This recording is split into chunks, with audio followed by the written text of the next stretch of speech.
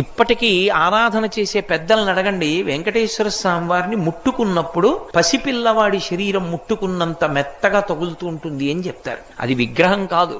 నకృతం దైవ సంఘైశ్చ నకృతం విశ్వకర్మణ స్వేచ్ఛయా క్రీడతే తత్ర ఇచ్ఛారూపం విరాజిత. మహానుభావుడైన ఆయన మాట్లాడాడు చాలా కాలం. తొండమాన్ చక్రవర్తితో మాట్లాడేవాడు. ఒకప్పుడు తొండమాన్ చక్రవర్తి వచ్చి అహంకారం ప్రదర్శించాడు. నేను రోజు బంగారు తులసి దళాలతో పూజ చేస్తానన్నాడు. మరునాడు వెళ్ళేటప్పటికి ఆయన కాళ్ల మీద బంగారు తులసి దళాలు లేవు, పక్కకి వెళ్ళిపోయి మట్టి తులసి దళాలు ఉన్నాయి. తెల్లబోయి అడిగాడు, ఇదేమిటి నేను బంగారు తులసి దళాలతో పూజ చేస్తే పక్కకి తోసేసి బంకమట్టి తులసి దళాలు నీ పాదాల మీద ఉన్నాయన్నాడు. నువ్వు చేసిన పూజ ఏ పూజ?